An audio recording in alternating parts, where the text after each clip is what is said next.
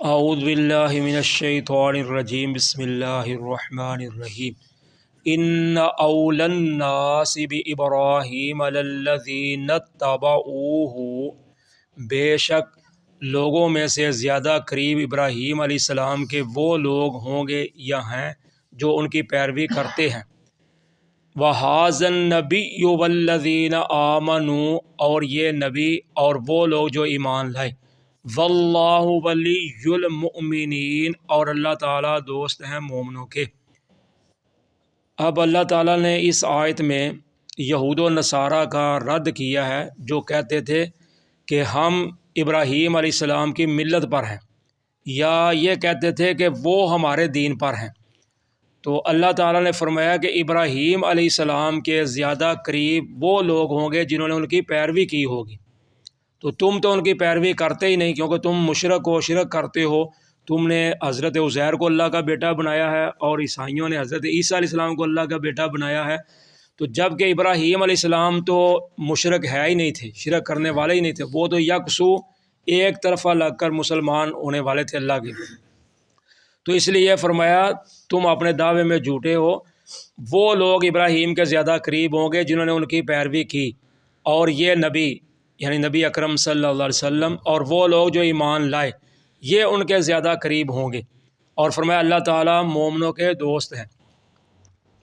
تو یعنی اللہ تعالیٰ نے نبی اکرم صلی اللہ علیہ وسلم کو قرآن حکیم میں اسی بات کی دعوت دی ہے کہ آپ ملت ابراہیمی کا اتباع کریں۔ ان اتبع ملت ابراہیم، سورہ نحل میں فرمایا کہ آپ ابراہیم علیہ السلام کی ملت کو اپنائیں، ان کو پیروی کریں۔ اور پھر حدیث پاک میں آتا ہے کہ نبی اکرم صلی اللہ علیہ وسلم فرماتے ہیں ہر نبی کے نبیوں میں سے کچھ دوست ہوتے ہیں، اور فرمایا میرے ولی اور دوست جو ہیں وہ میرے باپ ابراہیم علیہ السلام ہیں جو میرے رب کے خلیل ہیں، یعنی رب کے بھی دوست ہیں اور میرے بھی وہ دوست ہیں۔ اور پھر نبی پاک صلی اللہ علیہ وسلم نے یہی آیت مبارکہ تلاوت کی، سنن ترمذی میں یہ حدیث ہے۔ تو اس لیے اللہ تعالیٰ فرماتے ہیں کہ اللہ تعالیٰ بھی مومنوں کے دوست ہیں۔ تو ابراہیم علیہ السلام کے بھی دوست، یا ابراہیم علیہ السلام جن کے دوست ہوں گے، نبی پاک صلی اللہ علیہ وسلم یا ایمان والے، وہ آپس میں ایک دوسرے کے ہوں گے، مشرک نہیں ہو سکتے۔ وَدَّت طَّائِفَةٌ مِّنْ أَهْلِ الْكِتَابِ لَوْ يُضِلُّونَكُمْ، چاہتی ہے ایک جماعت اہل کتاب میں سے کاش کہ وہ تم کو گمراہ کر دے۔ وَمَا يُضِلُّونَ إِلَّا أَنفُسَهُمْ وَمَا يَشْعُرُونَ، اور نہیں وہ گمراہ کر رہے مگر اپنی ہی جانوں کو ہی، اور وہ سمجھتے ہی نہیں۔ تو اللہ تعالیٰ فرماتے ہیں یہ یہود کا جو حسد و بغض ہے نا، وہ چاہتے ہیں کہ اہل ایمان کو گمراہ کر دیں، اور حالانکہ وہ اہل ایمان کو گمراہ نہیں کر رہے، صرف اپنے آپ کو ہی گمراہ کر رہے ہیں، لیکن ان کو اس بات کا شعور ہی نہیں۔ تو اس سے بعض نے دونوں مراد لیے ہیں، یہود و نصارہ۔ تو بعض نے مراد لیا نہیں صرف یہود مدینہ ہیں جو بنو قریظہ، بنو قینقاع اور بنو نذیر، یہ 3 قبیلے تھے مدینہ میں۔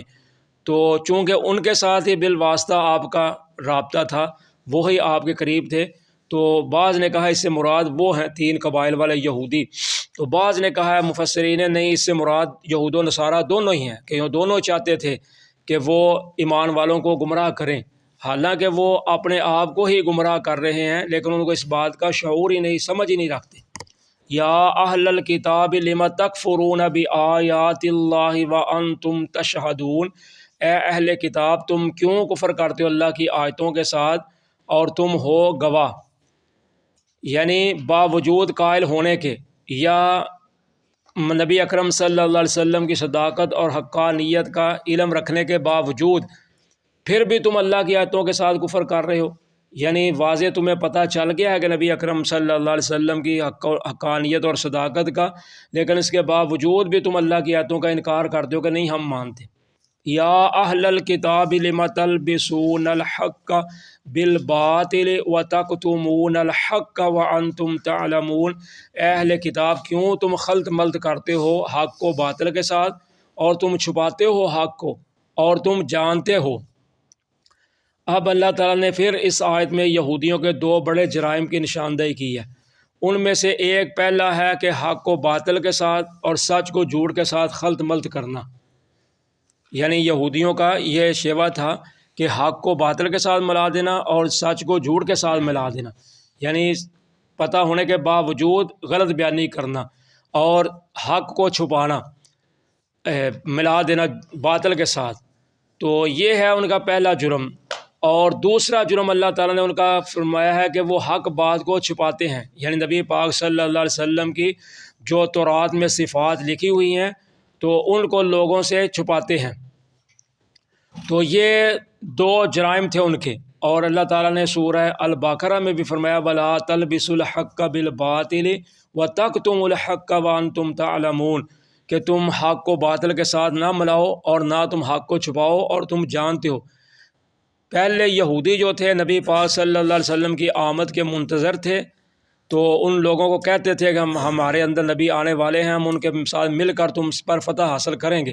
لیکن جب نبی اکرم صلی اللہ علیہ وسلم آ گئے تو پھر انہوں نے انکار کرنا شروع کر دیا۔ کیوں؟ اس لیے کہ نبی پاک صلی اللہ علیہ وسلم اولاد اسماعیل سے آئے، یعنی اسماعیل علیہ السلام کی لڑی سے آئے۔ ان کو تھا کہ یہ اس حضرت اسحاق کی لڑی سے کیوں نہیں آئے، تو اس بنا پر انہوں نے پھر آپ سے حسد بغض رکھا۔ حالانکہ اللہ تعالیٰ فرماتے ہیں کہ وہ آپ کو اس طرح پہچانتے تھے جیسے وہ اپنے بیٹوں کو پہچانتے ہیں، یعنی ان کو پتہ تھا، لیکن اس کے باوجود پھر انہوں نے نہ مانا۔ پھر آپ کو کبھی جادوگر کہنا شروع کر دیا، کبھی آپ کو شاعر کہنا شروع کر دیا، پھر مختلف طرح کے آپ کے خلاف انہوں نے منصوبے بنانے شروع کر دیے، جب کہ اللہ تعالیٰ فرماتے ہیں کہ تم گواہ ہو، یعنی تم قائل ہو، تمہیں پتہ ہے کہ نبی پاک صلی اللہ علیہ وسلم کی یہ صفات تمہاری کتابوں میں لکھی ہوئی ہیں، تو اس کے باوجود تم حق کو چھپاتے ہو۔ تو یہ دو جرم تھے ان کے، ایک حق کو باطل کے ساتھ ملانا، سچ کو جھوٹ کے ساتھ خلط ملط کر دینا، اور دوسرے نمبر پر حق بات کو چھپا دینا۔ جزاکم اللہ خیر۔